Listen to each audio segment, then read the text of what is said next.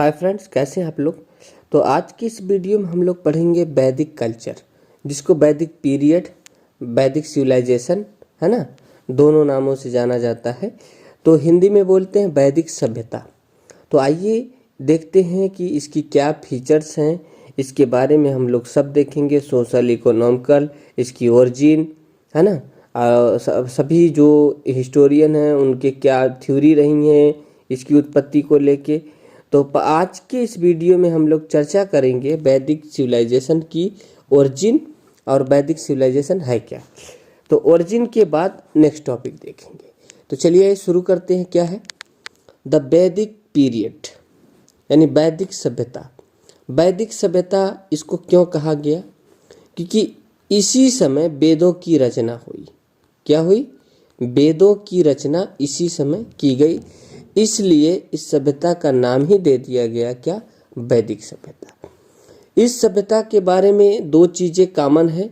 इस सभ्यता का सबसे ज्यादा एविडेंस, मोस्ट, है ना, रिलायबल एविडेंस, मतलब सबसे विश्वसनीय जो साक्ष्य हैं वो वेद हैं। वो क्या है? वेद हैं। अब ये वेद में सभी वेद हैं, है ना, ऋग्वेद है, सामवेद है, यजुर्वेद है, अथर्ववेद है, ये चारों वेद हैं और उसके वेदों के पार्ट हैं। इसीलिए इस सभ्यता का नाम दिया गया वैदिक सभ्यता। और दूसरी मोस्ट इम्पॉर्टेंट बात यह है, इस वैदिक सभ्यता के जो एक्सकवावेशन है, एक्सकवावेशन यानी जो पुरातात्विक साक्ष्य हैं, खुदाई वाले साक्ष्य हैं, वह बहुत कम प्राप्त हुए। ठीक, तो आइए देखते हैं। सबसे पहले लिखा गया है हड़प्पन कल्चर, यानी जो हड़प्पा की सभ्यता थी, फॉलोड बाय वैदिक कल्चर, यानी इसके तुरंत बाद वैदिक सभ्यता आई। जैसे हड़प्पन कल्चर का अंत हुआ, उसको फॉलो कर लिया वैदिक कल्चर ने। कौन से? यानी जब सिंधु घाटी सभ्यता का पतन होता है, उसके बाद आता है वैदिक कल्चर। क्योंकि हमने देखा जो मैच्योर फेज था 2350 बीसी से लेके 1750 बीसी तक मैच्योर फेज, ये जो रेडियो कार्बन डेटिंग है उसके आधार पे माना जाता है। और हम उसी के आधार पे ये देखते हैं कि उसके पतन के कुछ साल बाद 1500 बीसी से, है ना, 1000 बीसी तक जो था वह ऋग वैदिक पीरियड होता है। और ऋग वैदिक के तुरंत बाद 1000 बीसी से लेके 500 बीसी तक जो होता है वह होता है लेटर वैदिक पीरियड। यानी कुल मिला के वैदिक पीरियड का जो टाइम है वह 1500 बीसी से लेके 500 बीसी तक है। कहाँ से? 1500 से 500 बीसी में है। तो यही इसका टाइम पीरियड है। तो वही बोला है कि हड़प्पन कल्चर फॉलो किया गया था वैदिक कल्चर के द्वारा। ठीक, और इसके बाद इसमें और क्या बोला है? It's reconstruction is based on वैदिक टेक्स्ट। अभी हमने आपको बताया कि इसकी जो संरचना है, इसका जो आधार है, इसके सोर्स क्या है? वैदिक टेक्स्ट है। वेदों से संबंधित जितने टेक्स्ट हैं उन्हीं के आधार पर इस सोसाइटी की हम जो है इतिहास बनाते हैं। आइए देखते हैं क्या है कि archaeological sources have not been comprehensive. मैंने अभी आपको बताया कि इसके आर्कियोलॉजिकल यानी पुरातात्विक साक्ष्य बड़े पैमाने पर नहीं पाए गए, लेकिन इसके वैदिक टेक्स्ट बहुत हैं। तो वैदिक टेक्स्ट के आधार पर इस सभ्यता की, इस सोसाइटी की हम क्या किए हैं? इतिहास लिखे हैं। ठीक, तो आइए देखते हैं फिर क्या बोला है। Indo Aryan are believe to be the composer of Vedic text. कहा जाता है कि जो वेदों की रचना, संभवतः वैदिक जो टेक्स्ट थे, इनकी रचना इंडो आर्यन पीपुल ने किया है। कौन से लोग किया है? इंडो आर्यन पीपुल ने। और ये इंडो आर्यन क्या, कि इंडो का मतलब जो इंडिया के थे, आर्यन का मतलब जो आर्य माइग्रेट करके इंडिया में आए और बस गए, उनको बोला गया इंडो आर्यन। इन्हीं लोगों ने इस वैदिक टेक्स्ट की क्या की? रचना की। ठीक, ऐसा बिलीव्ड किया जाता है मतलब माना जाता है, समझे ना। फिर बोला है कि जो टर्म है इंडो आर्यन जो शब्द है इसका मतलब ये हो गया कि refers to a speaker of sub group, ये एक सब ग्रुप थे इंडो ईरानियन ब्रांच के, यानी जो इंडो ईरानियन थे, ईरानी लोग जो इंडिया में आके बस गए है ना, उन्हीं की एक ब्रांच थी इंडो आर्यन। तो बोला branch of Indo European families of language, ये जो इंडो यूरोपियन फैमिली थे यानी इंडो ईरानियन जो है एक ब्रांच है किसके, इंडो यूरोपियन के। तो इसी तरह ये भी इंडो आर्यन जो थे ये भी एक सब कैटेगरी है किसके, इंडो यूरोपियन के। तो यानी कहने का मतलब ये है कि ये जो इंडो आर्यन थे वो इंडो यूरोपियन थे, है ना। यूरोप के लोग आए और यहाँ पे बसे, उन्हीं को क्या बोला गया, इंडो आर्यन बोला गया। ये इनकी भाषाएं अनेक हुआ करती थी, ठीक। ये कई प्रकार की भाषाएं बोलते थे। अब बोला गया है कि Rigveda composers describes themself as are, जो ऋग्वेद के कंपोजर्स थे, रचनाकार, ऋग्वेद के जो रचनाकार हैं वो अपने आप को आर्य कहते हैं। क्या कहते हैं, आर्य कहते हैं।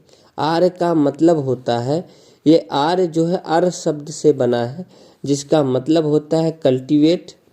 क्या होता है, कल्टीवेट, मतलब टू कल्टीवेट का मतलब कृषि करना, लेकिन इसका एक लिटरल अर्थ है, इसका आर्य का एक और अर्थ होता है कंपेनियन यानी संबंधी, रिश्तेदार, किन्समैन।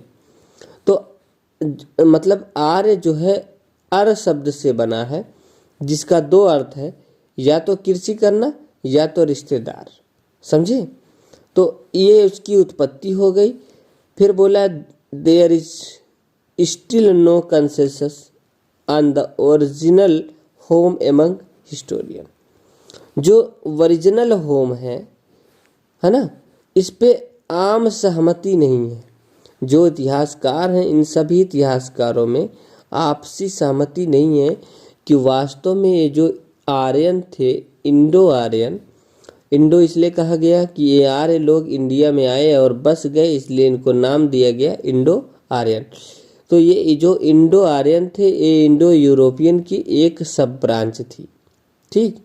इनकी उत्पत्ति कहाँ से हुई, क्या ये वास्तव में यूरोप से आए थे, क्या ये वास्तव में ईरानी लोग थे, है ना। इसकी उत्पत्ति, इनका ओरिजिनल होम, या ये वास्तव में इंडियन लोग थे, ये वास्तव में क्या थे, इंडियन लोग थे। इनकी उत्पत्ति को लेके इतिहासकारों में आम सहमति नहीं है, नो कंसेंसस। इनके ओरिजिनल होम कहाँ है, सभी इतिहासकार के अलग अलग मत है। तो आइए देखते हैं कि कौन सा इतिहासकार किस मत का समर्थन करता है। तो प्यारे मित्रों, इस थ्योरी में हम आपको तीन कॉलम बनाए हैं। पहले में लिखे हैं थ्योरी में उत्पत्ति कहाँ के माने जाते हैं। दूसरे में है पोस्टुलेट का मतलब होता है दावा, कौन क्या दावा करता है, और यहाँ हिस्टोरियन है, उसके समर्थक कौन है, ठीक। ये थ्योरी है, ये उसका दावा है कि किस बेस पे कहते हैं कि ये उत्पत्ति हुई होगी, और ये उसके इतिहासकार है। सबसे पहले हम लोग पढ़ेंगे यूरोपियन। कौन कौन से इतिहासकार हैं जो ये कहते हैं कि आर्यों की उत्पत्ति कहाँ से हुई है, यूरोप के लोग से। आर्य भारतीय नहीं थे, ये यूरोपियन थे, और जो भारत में आए और बस गए। ये किस बेस पे कहते हैं, on the basis of language, भाषा के बेस पे कहते हैं।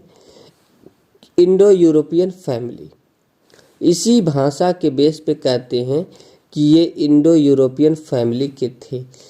क्यों भाषा के बेस पे कहते हैं, जैसे आप यहाँ देख पा रहे होंगे कि इनकी भाषाएं कोई एक नहीं है। ये ग्रीक बोलते थे, लैटिन बोलते थे, गोथिक बोलते थे, सेल्टिक बोलते थे, एंड संस्कृत, इनकी अनेक भाषाएं थी। तो इसी आधार पे ये लोग मानते हैं कि ये जो है कहाँ से आए थे, यूरोप से आए थे। कहाँ से आए थे, यूरोप से आए थे। और इसके एवज में और क्या एविडेंस देते हैं, कहते हैं कि जैसे एग्जाम्पल के लिए संस्कृत का जो मैत्री एंड पितृ है, संस्कृत का जो मैत्री एंड पितृ है, लैटिन भाषा के मैटर एंड पैटर से मिलता जुलता है। ठीक, तो इससे ये पता चलता है कि वही जो आर्य थे, है ना, वेस्टर्न यूरोप से आए और यहाँ बसे, और वही संस्कृत का मूलतः क्या करने लगे, यूज करने लगे। लेकिन इन दोनों भाषाओं में समानता है। ठीक, मैटर एंड, ये मैत्री एंड पितृ है, इसको मैटर एंड पैटर से मिलता है। इसी प्रकार सेम इनर ऑफ हित्ती, जो इनर ऑफ हित्ती है तुर्की का, हित्ती किसको बोलते हैं, तुर्की को। इनर ऑफ हित्ती जो तुर्की का लैंग्वेज है वो सिमिलर टू इंद्र ऑफ वेदा, जो वेदों में इंद्र देव हैं, वेदों में कौन है, इंद्र, वेद के जो इंद्र देवता है वह जो है सेम तुर्की यानी हित्ती के इनर से मिलते जुलते हैं। आप देख रहे होंगे, है ना, ये लोग इंद्र बोले, ये लोग इनर बोले, इंद्रा बोले, ये लोग इनर बोले, इसीलिए मैत्री बोले, पितृ बोले, मैटर एंड पैटर बोले। तो इससे इसी आधार पे कहा जाता है, ये लोग इतिहासकार मानते हैं, अभी हम लोग देखेंगे कौन कौन इतिहासकार समर्थन करता है, कि ये लोग कहते हैं यूरोपियन थे, यूरोप से आए थे और इंडिया में क्या है, बसे, इसीलिए इनको इंडो यूरोपियन माना जाता है। बात समझे। बात इतने पे नहीं थमती, ये और मत देते हैं कि जो सूर्याज एंड मारुताज हैं कैसाइट के, कैसाइट का मतलब मेसोपोटामिया, मेसोपोटामिया किसको बोलते थे, आज का इराक समझिए। ठीक, तो इराकी भाषा यानी मेसोपोटामिया कैसाइट, कैसाइट भाषा की जो सूर्याज एंड मारुताज हैं वो वेदों की, वैदिक के सूर्य और मारुत से मिलते हैं, सिमिलरिटी है। ये सूर्याज एंड मारुताज बोले हैं, जबकि ये सूर्याज एंड मारुताज संस्कृत में ये लोग भी बोले हैं सूर्य एंड मारुत। तो सूर्य देव और मारुत देव जो हैं, देवता हैं ये लोग, सूर्य और मारुत, ये मिलते हैं कैसाइट यानी मेसोपोटामियन देवता सूर्याज एंड मारुताज से। बात समझ में आई। इसी आधार पे लोग बोलते हैं यूरोपियन थे। और उसके बाद क्या बोलते हैं, सो केम फ्रॉम यूरोप, इसलिए ये लोग कहाँ से आए, यूरोप से आए, स्पेशली ब्लैक सी के एरिया से आए, जो ब्लैक सी है ना, इस एरिया से आए। कहाँ से, specially the north area black sea, black sea के नॉर्थ एरिया से आए, है ना, ब्लैक सी मतलब काला सागर। तो आइए देखते हैं इसके समर्थन कौन कौन किए हैं। तो ये जो थ्योरी दिए हैं, इस थ्योरी का समर्थन कौन कौन किया है। तो जैसा कि प्यारे मित्रों आप देख रहे होंगे, इस थ्योरी में समर्थन करने वाले विलियम जोन्स हैं। कौन है, यूरोपियन ओरिजिन कौन कौन माना है, विलियम जोन्स, ये यूरोपियन ओरिजिन जो है विलियम जोन्स माने हैं। जबकि गाइल्स कहते हैं हंगरी से आए थे, गाइल्स कहते हैं कहाँ से आए थे, हंगरी से आए थे, है ना, हंगरी भी यूरोप का पार्ट है। जबकि श्रोएडर कहते हैं फ्रांस से आए हैं, फ्रांस भी किसका पार्ट है, यूरोप का है। इसलिए ये लोग जो दावा करते हैं, इनका जो पोस्टुलेट है कि ये यूरोपियन ओरिजिन के थे, आर्य कहाँ से आए थे, यूरोप से आए थे। आप देख पा रहे हैं कि श्रोएडर फ्रांस से बता रहे हैं, गाइल्स हंगरी से बता रहे हैं, ठीक है, और विलियम जोन्स भी कहाँ से बता रहे हैं, हंगरी से बता रहे हैं। और उसी तरह कुछ और इतिहासकार हैं, पी नहरिंग है, पी नहरिंग कहते हैं स्टेपी, स्टेपी किसका, रसिया का जो स्टेपी है, तो रसियन स्टेपी के क्षेत्र से आए थे। जबकि मॉर्गन कहते हैं वेस्टर्न साइबेरियन के रीजन से आए थे, ठीक है, कि साइबेरिया का जो वेस्टर्न पार्ट है वहाँ से ये लोग माइग्रेट करके आए थे। यानी ये सब अभी तक जितना बताए हैं सब किसके हिस्से हैं, यूरोप के हिस्से। इसीलिए इतिहासकार इसको बोलते यूरोपियन ओरिजिन, है ना, यूरोपीय उत्पत्ति थी किसको, आर्यों को। ये तो हुआ एक मत। अब आइए दूसरा मत देखते हैं कि दूसरे लोग भी थे जो अपना मत दिए हैं। ये लोग तो किसके आधार पे दिए थे कि जो संस्कृत के जो शब्द मिले हैं, है ना, जैसे कि मैत्री एंड पितरी हो गया, लैटिन का मैटर एंड पैटर हो गया, इसी तरह है ना, हित्ती का क्या हो गया, इनर हो गया, और वेद का क्या हो गया, इंद्रा हो गया। इसी तरह सूर्य एंड मारुता जो कैसाइट का हो गया, और ये सूर्य और मारुत किसके, वेदों की। तो इनके आधार पे ये लोग बोले कि ये ब्लैक सी के एरिया से आए थे। तो आइए आगे देखते हैं। तो प्यारे मित्रों, आप यहाँ देख पा रहे होंगे सेंट्रल एशियन थ्योरी, किस ये आर्यों की उत्पत्ति सेंट्रल एशिया से हुई थी। इस मत में कौन कौन समर्थन करता है? इस मत में मैक्स मूलर है। मैक्स मूलर कहते हैं सेंट्रल एशिया से हैं, है ना। ई मेयर है और हर्जफेल्ड है। ये लोग कहाँ से बताते हैं कि आर्यों की उत्पत्ति सेंट्रल एशिया से हुई है। कहाँ से हुई है? Central Asia. सेंट्रल एशिया से आर्य आए और इंडिया में बस गए। ये किस आधार पे कहते हैं?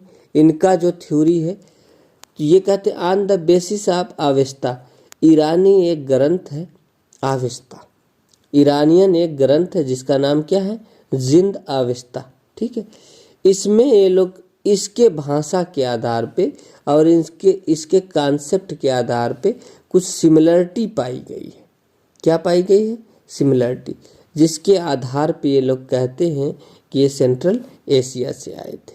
ठीक है, सिमिलरिटी क्या है कि इंटरचेंजेबल बिटवीन, कि सिमिलरिटी ये है, ईरानियन जो अवेस्ता है टेक्स्ट है उसमें और वेदों में ये सिमिलरिटी है कि बस यच और यस दो शब्द हैं, कि एक जगह यस बोला गया है, एक जगह उसी शब्द को यच बोला गया है। जैसे देखिए क्या बोला गया है, हेप्त हिंदू। ये जो अवेस्ता शब्द है ये यच शब्द का इस्तेमाल किया है, जबकि वेद उसी को किस शब्द का इस्तेमाल किए? यस शब्द का। तो यानी ये यच जो है, यच मतलब हा, और हमारे जो वेद हैं उसमें हा को क्या बोला गया? सा बोला गया। यानी हा को सा बोला गया है वेदों में, ये ऐसा कहते हैं। तो इससे ये कहते हैं कि ईरानी वर्जिन है, यानी सेंट्रल एशिया मतलब जो है सेंट्रल एशिया से आ रहे आए और इंडिया में बस गए। जैसे कि हप्त हिंदू, ये लोग अवेस्ता में लिखे हैं हेप्त हिंदू। क्या लिखे हैं? हेप्त हिंदू। तो हा इंटरचेंज करता है किससे? सा से, तो हो गया सप्त, आ हिंदू को सिंधु। समझे कि नहीं समझे? तो ये इंटरचेंजेबल है ना, कि मतलब जो वे लोग हा बोलते थे वही संस्कृत में ये लोग क्या बोलते थे? सा बोलते थे। ये दोनों इंटरचेंजेबल है। तो इससे ये कहते हैं कि इसके आधार पे। इसी तरह अवेस्ता में और क्या बोला गया? आहुरा, है ना। क्या बोला गया? आहुरा। जबकि यहाँ यच बदलेगा, हो जाएगा असुरा। वेदों में क्या बोला गया है? असुरा बोला गया। इसी तरह कि अवेस्ता में बोला गया होमा। क्या बोला गया? होमा। जबकि वेदों में इसी को क्या बोला गया? सोमा, है ना। क्या बोला गया? सोमा। सोम शब्द वेद में आया है, जबकि अवेस्ता में होमा शब्द आया है। ठीक, और आहुरा आया है अवेस्ता में, असुरा आया है किसमें? वेदों में। इसी तरह हेप्त हिंदू आया है अवेस्ता में, और सप्त सिंधु बोला गया है किसमें? वेदों में। तो ये सिमिलरिटी मिल रही है। ठीक, इसी तरह दाहा, तो दाहा यच बदलता है किसमें? यस में, तो ये दासा बोला गया है वेदों में और वो लोग बोले दाहा। ETC और भी शब्द हैं, इन शब्दों के सिमिलरिटी के आधार पे, है ना, मैक्स मूलर और ई मेयर और हर्जफेल्ड ये लोग बोलते हैं कि जो आर्य थे वो सेंट्रल एशिया से आए थे। कहाँ से आए थे? सेंट्रल एशिया से। सेंट्रल एशिया से आए थे, स्पेशली ये जो ईरान वाला रीजन है यहाँ से आए थे। बात समझे? तो कहने का मतलब अलग अलग विचार हमको देखने को मिलता है। और बात यही नहीं थमती है, अब कुछ इंडियन ओरिजिन भी है। इंडियन ओरिजिन में हम लोग देखते हैं कि भारतीय उत्पत्ति में कौन कौन विचार आया है। जैसे कि इंडियन ओरिजिन किस किस आधार पे दिया गया है, कि इंडियन ओरिजिन में बोलते हैं इंडिजिनस टू सब कॉन्टिनेंट, आर्य कहीं और से नहीं आए आर इंडिजिनस हैं, मतलब यहीं के थे, इसी सब कॉन्टिनेंट के क्या है उत्पत्ति हुई। सब कॉन्टिनेंट क्यों बोला जाता है? क्योंकि इंडिया 3 साइड, इधर से साउथ से क्या है पानी से घिरा है। और आप देखेंगे ये वाला जो पोर्शन है, ऐसा मानो आप ऊपर से देखेंगे तो ऐसा लगता है कि पानी में लटक रहा है, इसीलिए इसको सब कॉन्टिनेंट बोलते हैं। ठीक, तो ये कहा गया है कि आर्य जो है कहीं और से नहीं, इंडिजिनस टू सब कॉन्टिनेंट, वो भारत के ही मूल निवासी थे। इस विचार में कौन कौन है? डॉक्टर संपूर्णानंद है, AC दास हैं। डॉक्टर संपूर्णानंद और AC दास ये बोले हैं कि ये आर्य आए थे सप्त सिंधु रीजन से, है ना। कहाँ से आए थे? सप्त सिंधु रीजन से। यानी डॉक्टर संपूर्णानंद और AC दास बताते हैं कि आर्य सप्त सिंधु रीजन से आए हैं। यानी ये वास्तव में सिंधु नदी के आसपास क्षेत्रों से आके बसे थे, कहीं और से नहीं बसे थे। इसी तरह गंगानाथ झा बोलते हैं कि आर्य ब्रह्म ऋषि देश से आए थे। ब्रह्म ऋषि देश क्या होता? जो गंगा यमुना का संगम है ना। तो आर्य कहीं और से नहीं आए थे, ब्रह्म ऋषि देश से आए थे। ये गंगा यमुना का संगम, ये कौन बोलता है? गंगानाथ झा। कौन बोलते हैं? गंगानाथ झा। इसी तरह LD काला बोलते हैं कश्मीर से आए हैं। आर्य कहाँ से आए थे? कश्मीर से आए थे। RB पांडे बोलते हैं कि आर्य MP से आए थे, मध्य प्रदेश से आए थे। तो ये सब मिला के इंडियन ओरिजिन हो गई। आर्य की उत्पत्ति की जो थ्योरी है इंडियन ओरिजिन, ये सब लोग भारतीय उत्पत्ति बताते हैं। इनके बताने का रीजन क्या है? इनका दावा क्या है? दावा ये पढ़ते हैं क्या है कि दावा ये है कि they are definite literary evidence. ये कहते हैं बहुत सारे जो लिटरेरी साहित्यिक साक्ष्य हैं, क्या है? साहित्यिक साक्ष्य हैं। ये साहित्यिक साक्ष्य क्या क्या हैं कि बहुत सारे साहित्यिक साक्ष्य क्या क्या हैं, जैसे कि ये कहते हैं इन द वेदों में that the Arya regarded the Sapta Sindhu as their original homeland. वेदों में कहा गया है कि आर्य मूलतः सप्त सिंधु देश के निवासी हैं।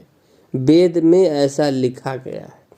तो ये कहते हैं जब हमारा लिटरेरी एविडेंस ये कहता, आर्य खुद बता रहे हैं अपनी उत्पत्ति सप्त सिंधु इनका ओरिजिनल होमलैंड है, तो हम ये कैसे कह सकते हैं कि आर्य यूरोप से आए थे या आर्य सेंट्रल एशिया से आए थे?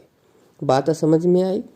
तो यानी Sapta Sindhu as their original homeland, ये आर्यों की उत्पत्ति से इन्होंने ये दिया लिटरेरी एविडेंस के आधार पे।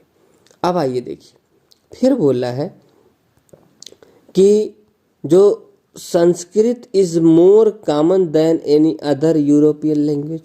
अगर आर्य जो है ना, आर्य जो है बहुत सारी लैंग्वेज बोलते थे, तो वह हर जगह संस्कृत ही क्यों बोले और संस्कृत ही उनकी कॉमन भाषा क्यों रही है?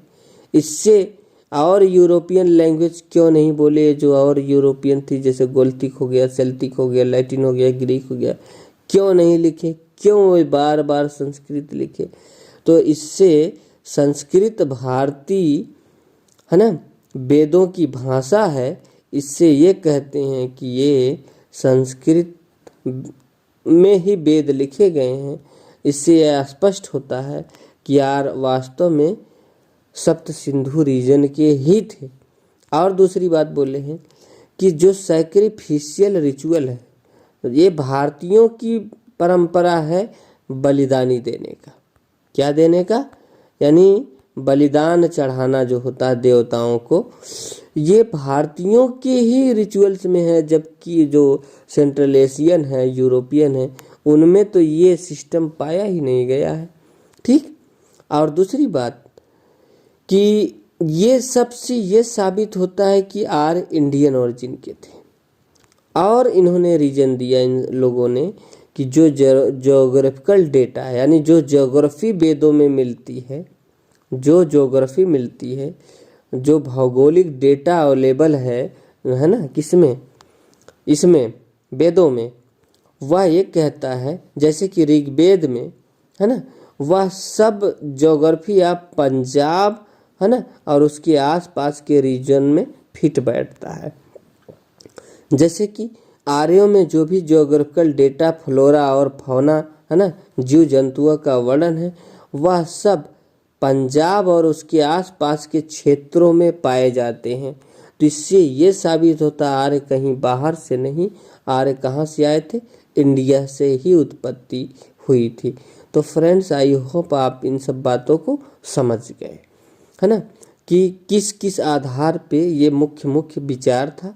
और उसके बाद और हम देखते हैं कि इन्होंने क्या कहा कि द रिवर्स, जो नदियां हैं, हिम्स इन ऋग्वेद, कि ऋग्वेद के जो वर्णन किया गया है ऋग्वेद में नदियों का, किसमें, उसके ऋचाओं में, ऋग्वेद की जो ऋचाएं हैं, ऋचाएं का मतलब उसके मंत्रों में, पंक्तियों में, उन पंक्तियों में जिन नदियों का वर्णन किया गया, वो नदियां जो है ना तो सेंट्रल एशिया में पाई जाती हैं, ठीक, और ना ही यूरोप में पाई जाती हैं। तो हम कैसे मान लें कि ये यूरोपियन ओरिजिन थे या सेंट्रल एशियन ओरिजिन थे। ये तो जैसे कि गंगा नदी का वर्णन है ना, यमुना नदी का वर्णन वेदों में हुआ है। तो और कुछ जो फ्लोरा और फौना है, जीव जंतु हैं है ना, ये मोस्टली एकदम हिमालय के रीजन से मिलते जुलते हैं। तो हम किस आधार पे मान लें कि आर्य जो है इंडियन ओरिजिन नहीं थे। तो इसीलिए इन्हीं सब आधार पे डॉक्टर संपूर्णानंद हो गए, चाहे जो है एसी दास हो गए, ठीक, जैसा आप यहाँ देख पा रहे हैं, या फिर आप देखें कि गंगानाथ झा हो गए, ठीक, एलडी काला हो गए, आरबी पांडे हो गए, ये कहीं न कहीं इंडियन ओरिजिन को समर्थन करते हैं। संपूर्णानंद एसी दास सप्त सिंधु रीजन को मानते हैं, जबकि गंगानाथ झा जो है ब्रह्म ऋषि देश को मानते हैं, जो गंगा यमुना का दोआब है, ठीक, और एलडी काला कश्मीर को मानते हैं, तो आरबी पांडे मध्य प्रदेश यानी एमपी को मानते हैं, ठीक। इस आधार पे इन लोगों ने इंडियन ओरिजिन दिया। अब आइए आगे देखते हैं आगे क्या बोला गया है। अगली ओरिजिन किसकी इम्पोर्टेंट है, कि अगली ओरिजिन ये तिब्बत ओरिजिन जो लिखा गया है, यानी तिब्बतन ओरिजिन, इसको कौन बोला है, दयानंद सरस्वती ने बोला है कि आर्य कहाँ से आए थे, तिब्बत से आए थे। दयानंद सरस्वती आर्य समाज के संस्थापक हैं, जो ये बोले हैं कि आर्य कहीं और से नहीं, तिब्बत से आए थे। तो अब देखेंगे प्राचीन समय में तिब्बत भी हिमालय से सटा हुआ भाग है, ठीक। तो इन्होंने इसलिए बताया कि ये कहाँ से आए थे, तिब्बत से आए थे। इसी तरह आर्कटिक रीजन से बाल गंगाधर तिलक बताए थे, बीजी तिलक मतलब बाल गंगाधर तिलक बोले थे। आर्य आर्कटिक रीजन से आए थे, नॉर्थ आर्कटिक रीजन से आए थे। क्यों इन्होंने कहा, क्योंकि वेदों में एक जगह बोला गया है कि 6 महीने का दिन है, 6 महीने का रात है। तो ऐसा तो सिर्फ आर्कटिक रीजन में ही पॉसिबल है, 6 महीने का दिन और 6 महीने का रात वहीं होता है। इसलिए आर्य कहाँ से आए थे, आर्कटिक ओरिजिन है ना, यानी आर्कटिक रीजन से आए थे। तो फ्रेंड्स, आई होप आप लोगों को अच्छे से समझ में आ गया होगा ओरिजिन ऑफ द आर्य, यानी आर्यों की उत्पत्ति है ना, और उनके जो हिस्टोरियन हैं, समर्थक हैं, जैसे बाल गंगाधर तिलक आर्कटिक ओरिजिन माने, दयानंद सरस्वती तिब्बत माने हैं। इसी तरह से आपने और लोगों को देखा। तो आई होप आपको कॉन्सेप्ट क्लियर हो गया। ये पीसीएस में, आईएएस में, सीडीएस में, ठीक है, एसएससी में बार बार पूछे जाते हैं, ठीक। और लोगों का क्वेश्चन गलत हो जाता है क्योंकि रट के जाते हैं और कॉन्सेप्ट नहीं डील होता है। इसलिए आप इसको अच्छे से नोट बना के पढ़िएगा और आपको कभी भूलेगा नहीं। तो आइए अब आगे देखते हैं कि आगे क्या कहा गया है। ये तो हो गया था उत्पत्ति से रिलेटेड थ्योरी। फिर आगे देखिए क्या बोलते हैं कि the dominant and mostly accepted view, इनमें सबसे ज़्यादा और मोस्ट एक्सेप्टेड व्यू कौन है, कि इंडो आर्यन इमिग्रेंट, इसमें ये कहा गया है कि सबसे ज़्यादा एक्सेप्टेड व्यू ये है कि जो इंडो आर्यन थे वो इमिग्रेंट थे, वह भाई अप्रवासी थे, वह प्रवासी थे, भारत में आके बसे थे। इस व्यू को सबसे ज़्यादा लोग मानते हैं कि आर्य भारतीय मूल निवासी नहीं थे और बाहर से ही आके बसे थे। जैसे कि to subcontinent instead of Aryan invasion, Arya जो है हड़प्पा की जो सिविलाइजेशन है उस पे इन्वेशन नहीं किए थे। ठीक, ये आके बैठे तो थे लेकिन भारत में बसे, लेकिन जो है हड़प्पा सभ्यता पे इन्वेजन आर्यों ने नहीं किया था। जब आप हड़प्पन सभ्यता की डिक्लाइन देखे थे तो उसमें कुछ लोगों ने कहा था कि आर्यों ने इन्वेड किया था, इसलिए हड़प्पा सभ्यता क्या हो गई, खत्म हो गई। लेकिन ऐसा एविडेंस मिलता नहीं। फिर बोले हैं जो आर्कियोलॉजिकल पुरातात्विक साक्ष्य है, ठीक है, वह भी ये साबित करता है कि आर्य जो है माइग्रेट होके इंडिया में आए थे। और इससे आज सबसे ज़्यादा लोग ये मानते हैं कि आर्य इमिग्रेंट तो थे, लेकिन कहाँ से थे, है ना, ये आंद्रोनो कल्चर से इमिग्रेट करके। आंद्रोनो कल्चर कहाँ, सदर्न साइबेरिया में है। कहाँ है, सदर्न साइबेरिया में। कब जन्मा था, सेकेंड मिलेनियम बीसी में हुआ था। तो ये इसलिए कहते हैं कि सेकेंड मिलेनियम बीसी में जब आर्य जो है आए, ठीक, तो ये एद्रोनो कल्चर से माइग्रेट करके और इंडिया में, यानी एद्रोनो कल्चर का सदर्न साइबेरिया का हिस्सा है, वहाँ से माइग्रेट करके इंडिया में आए थे। ठीक है, और यही सबसे मोस्ट एक्सेप्टेड व्यू है आज के डेट में। समझे कि नहीं समझे? ज़्यादा इतिहासकार इसी को समर्थित करते हैं।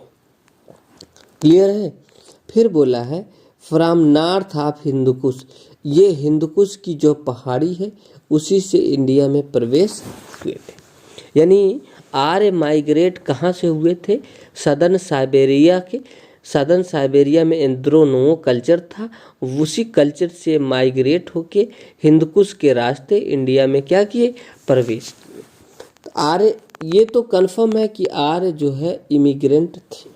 ठीक है, ये माइग्रेट होके इंडिया में आए थे और हिंदुकुश के रास्ते इंडिया में क्या किए, प्रवेश किए। यही सबसे मोस्ट एक्सेप्टेड व्यू है आज की डेट में इतिहासकारों में। ठीक, अब आते हैं, बोल रहे हैं कि एविडेंस ऑफ हॉर्सेस, जो घोड़ों का साक्ष्य मिला है, स्पोक्ड व्हील, है ना, और जो ऐसे व्हील, मतलब जो स्पोक्ड व्हील ये बोलते हैं कि तीर वाले जो है चक्र जो मिले हैं, है ना, और इसके साथ साथ फायर कल्ट, जो अग्नि वेदियाँ मिली हैं, ठीक, और क्रीमेशन, क्रीमेशन मतलब दाह संस्कार करने का जो है सिस्टम जो मिला है, ये important part of Aryan life, ये आर्यों के लाइफ के महत्वपूर्ण भाग थे। और ये सब के सब मिलते हैं एद्रोनो कल्चर से। बात समझ में आई? कब? During the period of 1900 BC to 1500 BC। ये तब से इंडिया में जो है क्या है, एकदम सिमिलरिटी पाए जाते हैं, यानी तब से इंडिया में ये मौजूद हैं और ये भी उसी समय है। इसलिए ये लोग कहते हैं कि ये सदर्न साइबेरिया के रीजन से एद्रोनो कल्चर से आर्य माइग्रेट करके इंडिया में आए थे। ठीक, were found in these region, ये सब इस रीजन में पाया जाता है। तो इससे यही पता चलता है इसी कल्चर से आर्य माइग्रेट करके इंडिया में आए थे। अब आप कहेंगे ऐसा क्यों? क्योंकि आप जानते आर्य लोग जो थे वो वाइट थे, श्वेत थे। कैसे थे? श्वेत, श्वेत मतलब सफ़ेद, गोरे थे। और जबकि इंडियन लोग द्रविड़ हैं। कैसे हैं? द्रविड़ हैं। द्रविड़ हैं मतलब काले हैं ज़्यादातर। ठीक है, इंडिया के क्लाइमेट के हिसाब से यहाँ के लोग जो है ब्लैक हैं और ब्लैक लोग ही यहाँ की मूल प्रजाति हैं। तो अब आप ये जो आर्य आए थे ये गोरे थे, तो गोरा इंडियन क्लाइमेट में ऐसा क्लाइमेट है ही नहीं कि यहाँ पे गोरा हो, ठीक है।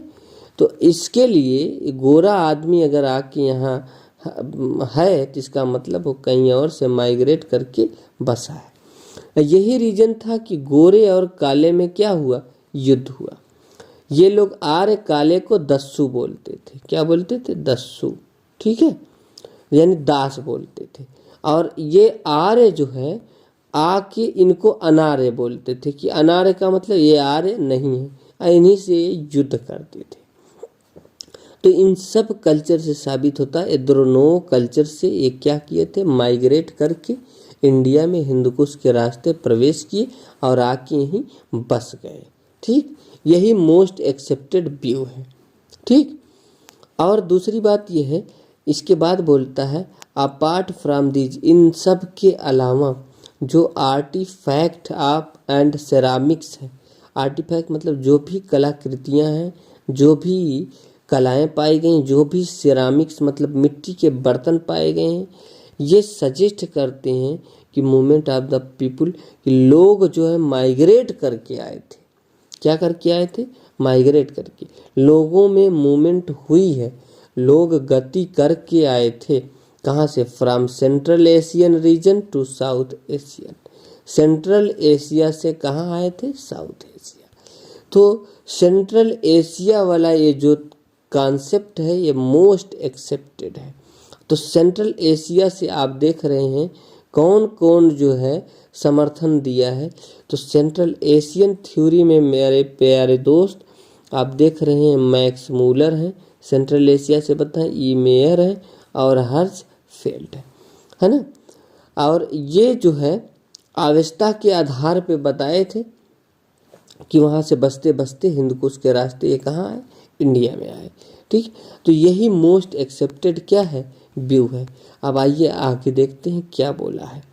आगे ये बोला गया है कि आप यहाँ ध्यान से देखिए कि आगे ये बोला गया है the earliest Aryan lived in the land, जो सबसे पहले आर्य भारत में रहे हैं, आप द सप्त सिंधु, वह सप्त सिंधु रीजन में रहे। इसको सप्त सिंधु क्यों बोला जाता है, क्योंकि ये 7 नदियों का क्षेत्र था, इसीलिए इसकी मेन नदी सिंधु थी। सिंधु और इसकी सहायक नदियां 7 नदियों का क्षेत्र था, इसीलिए इसको सप्त सिंधु रीजन बोला गया, ठीक। तो ये मिला है कि सबसे प्रथम साक्ष्य मिलता है कि जो आर्य आए थे पहली बार वो सप्त सिंधु रीजन में बसे थे। इससे ये पता चलता है कि ये जो भारत का क्षेत्र है ना, ये वाला, तो अगर ये जो क्षेत्र है इस क्षेत्र में क्यों बसते, है ना। अगर ये भारत की मूलतः निवासी होते तो सभी भारत की इन क्षेत्रों में भी बसते, इन क्षेत्रों में भी बसते। ये मूलतः बसे हैं इसी क्षेत्र में, इसका यह मतलब है कि उनको इन क्षेत्रों की जानकारी नहीं थी, वो इसीलिए वह इसी रास्ते से होके, हिंदकुश के रास्ते से होके ये जो है इंडिया में क्या किए थे, प्रवेश किए थे। तो इसी रीजन से आर्यों को ये माना जाता है कि ये माइग्रेट करके आए थे। ड्यू टू देयर हॉर्स, इनकी जो हॉर्स चैरियट, ये घोड़े का रथ यूज करते थे। इनकी मिलिट्री सुपीरियर थी, टेक्नोलॉजी बेहतर था, है ना। इससे ये एक अच्छा एम्पायर और पॉलिटिकल डोमिनेशन इस रीजन में क्या किए, स्थापित कर पाए। इंडिया का ये जो रीजन था, ठीक, ये वाला रीजन है ना, नॉर्थ वेस्ट का, इस रीजन में ये अपने अच्छे घोड़े के रथ और सुपीरियर मिलिट्री और टेक्नोलॉजी के बेस पे यहाँ एम्पायर बनाने में क्या हो गए, सफल हो गए, है ना। उसके बाद बोला है कि the region was drained by the 7 river, ये 7 नदियों के द्वारा इस रीजन में बहाव होता था, इसीलिए इसकी मेन नदी सिंधु थी। इस एरिया को नाम दिया गया सप्त सिंधु। और 7 नदियाँ कौन थी, इंडस नदी जिसको सिंधु नदी के नाम से जाना जाता है, झेलम नदी, वेदों में इसका नाम बतिस्ता मिलता है, क्या मिलता है, कहीं कहीं वशिष्ठ मिलता है, ठीक है, कहीं कहीं बतिस्ता मिलता है। तो ये झेलम को बतिस्ता बोलते थे उस समय। तो ब्यास नदी को विपाशा नदी बोलते हैं वेदों में। तो वेदों में विपाशा नदी, विपाशा आज की ब्यास है ना। अब बतिस्ता आज की क्या कौन सी नदी है? झेलम है। और सिंधु नदी आज की इंडस नदी है। ठीक, इसी तरह चेनाब, चेनाब को अस्किनी वेदों में कहा गया है। चेनाब नदी को वेदों में क्या बोला गया? अस्किनी। इसी तरह रावी, रावी को परुषणी बोला गया है ना। इसी तरह सतलज, सतलज को सतुद्री बोला गया। और एंड द सरस्वती, जो सरस्वती नदी है ये आज का मॉडर्न का घग्गर और हकरा। ठीक है, घग्गर और हकरा ये राजस्थान की जो नदी है यही सरस्वती नदी है। तो वेदों में जो 7 नदियों का वर्णन किया गया है वो ये नदियों का क्रम सिंधु, बतिस्ता, विपाशा, अस्किनी, परुषणी, सतुद्री, सरस्वती, इन्हीं नदियों का वर्णन किया गया है।